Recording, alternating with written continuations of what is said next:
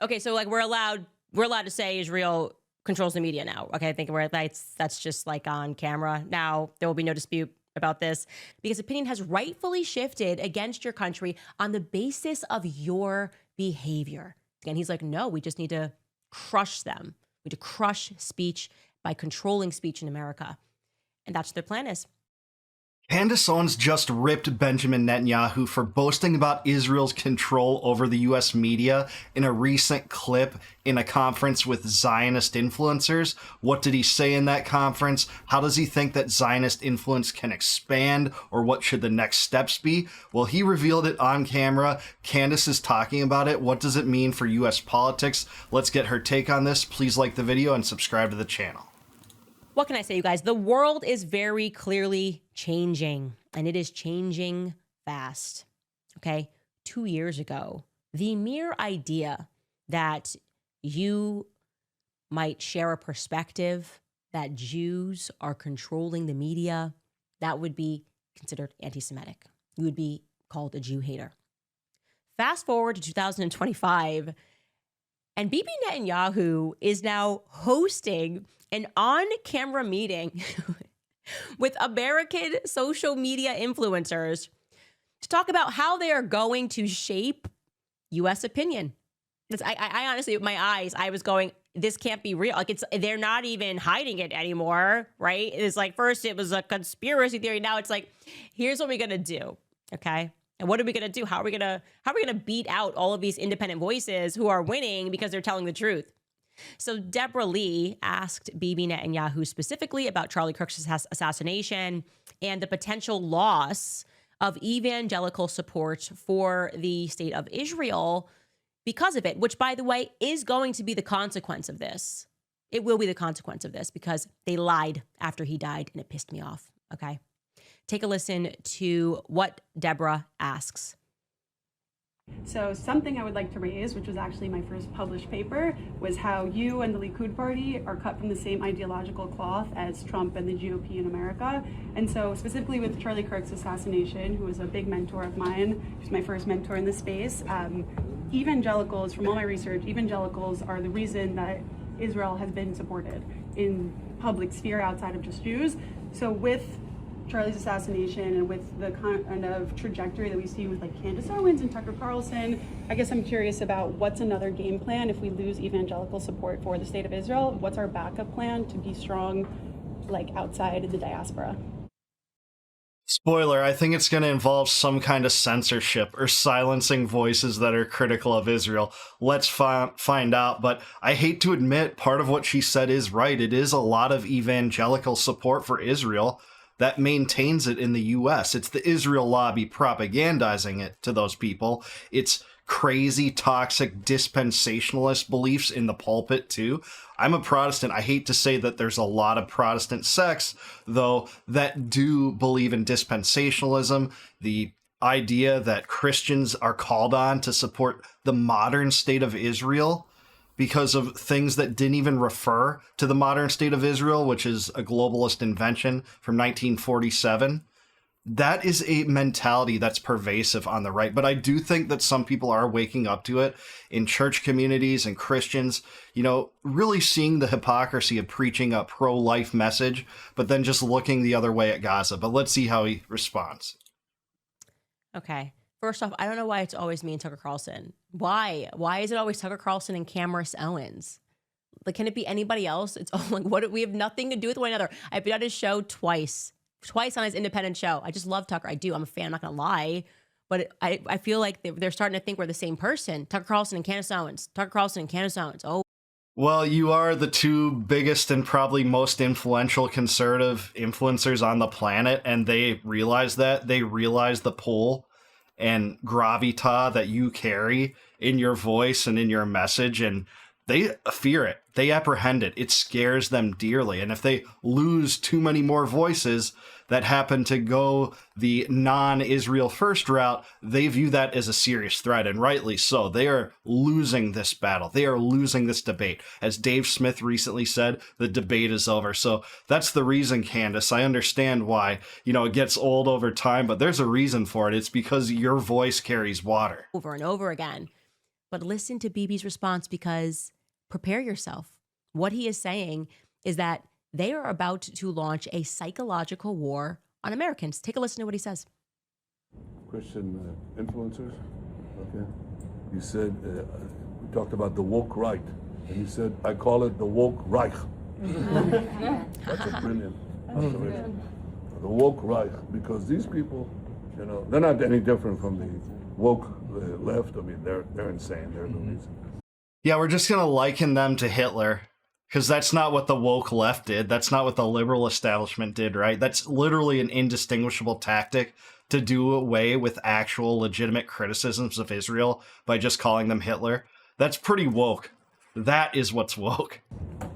But they're actually meeting on some of the things. And what we have to do is we have to secure that part of the base of our support in the United States. That is being challenged systematically. A lot of this is done with money. Money of NGOs, vast. Money of governments, vaster. Okay? We have to fight back. What's being done with AIPAC money, Netanyahu? Do you think that influences people in government, in the media, in the deep state, in the Oval Office? I think that has some pull too. I think you're using money to your benefit. It's not other money that's contravening you in a serious way, I hate to say. How do we fight back? Our influencers. I think you should also talk to them if you have a chance. To that community, they're very important. And secondly, we're going to have to use the tools of battle. You know, the weapons change over time. You can't fight today with swords. That doesn't work very well, okay? And you can't fight with cavalry. That doesn't work very well. And you have these new things, you know, like drones, things like that. I won't get into that. But we have to fight with the weapons that apply to the battlefields in which we're engaged. You have to fight with weapons that apply to the battlefield, citing drones. Her question was about how we deal with the fading away of support for Israel. He's talking about weapons of war being used. And he's going to talk about censorship, I'm just sure of it. But this is eerie. How dare him? Get out of our country. You come here and talk about that? How to use weapons of war against Americans that don't agree with your criminal regime? This is absurd. And the most important ones are the social media. And the most important purchase that is going on right now is class Followers. TikTok. TikTok, number one. And I hope it goes through because it can be consequential. And the other one, what's the other one? That's most important. I'll bet you do. X. Exactly. Very good. And, you know, so we have to talk to Elon. He's not an enemy. He's a friend. We should talk to him. Now, if we can get those two things, we get a lot. And I could go on other things, but that's not the point right now. Yeah, we know you hope the TikTok deal goes through with Andreessen Horowitz and Larry Ellison buying it. Larry Ellison, the rich mogul, the diehard Zionist that donates money to the IDF, specifically earmarked to the IDF. Yeah, we know you hope that goes through so they can erase the images that people show from Gaza, showing the truth about your atrocities there. We know you hope that goes through.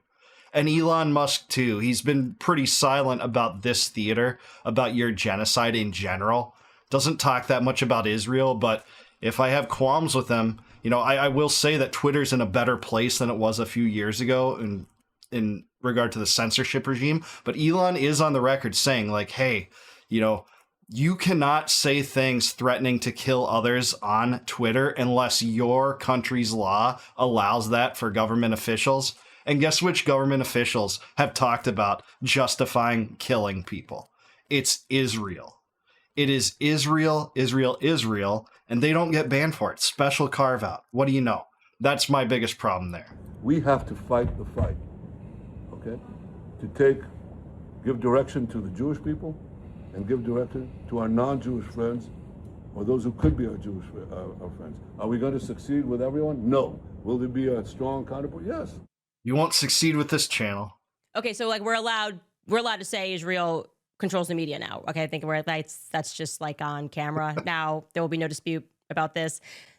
That would be anti-Semitic, but when Netanyahu says it, you're supposed to be like, yeah, good point. If you're in that room with him as a Zionist influencer, yeah, good call. The fact that you have a foreign leader, it's incredible. You have a foreign leader who is sitting up there saying that he wants his agents, he needs the deal to go through, which, by the way, let's call out Donald Trump right now. Okay, all of the acting. We don't want China. We don't want China to own TikTok, and I'm worried about your data. No, you wanted to hand it over to your Zionist friends. Okay, it was all a mirage. Okay, it was all theater. Donald Trump has sold us out to Israel once again. Okay, so he's saying, I want this deal to go through. And we know who's a part of that deal. It's Larry Ellison, who he's very clear about the fact that he's an agent of Israel. Andreessen Horowitz, the son of David Horowitz, from which all of the connections, PragerU, I could tell you the stories, PragerU, David Horowitz Foundation, and Ben Shapiro, all of them related in their beginnings in Los Angeles.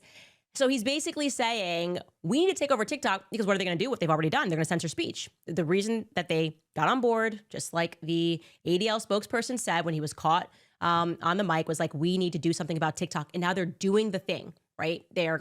This is exactly right. It is so refreshing to hear someone on the right say this, that whole scheme was propaganda, that smokescreen, that, hey, TikTok needed to be banned in the US because of China's involvement. This was a genius propaganda tool of the right, not only to antagonize China, in some ways like Russiagate was designed to antagonize Russia, but also have the dual purpose of covering for Israel, of, trying to control this social media apparatus that was letting very, very high-def visuals come out of Gaza.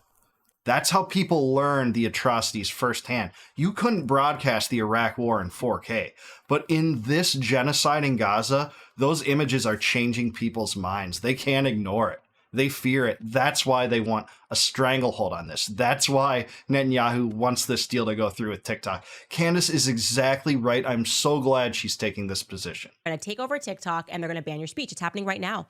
The second that CEO who said she was a proud Zionist, or maybe she wasn't the CEO, but one of the executives there that they installed immediately after, she said she was a proud Zionist and spent time in Israel. We saw instantly that our content was getting strikes. You can't say anything bad right now about Israel on TikTok.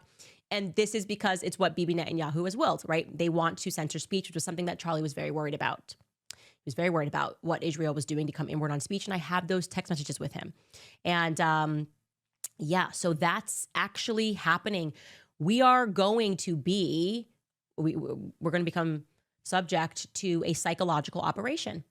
This is what they do. You can see it on X. There's all of these, like, I call them military bots, and they're just like sock puppets who just say wonderful things about Israel all the time. You can see them in my comments. They just like post the Israel flag over and over and over again. And that's what they want to subject Americans to. And they think that is going to, in the long run, bring people over to their side. It's the exact opposite, obviously.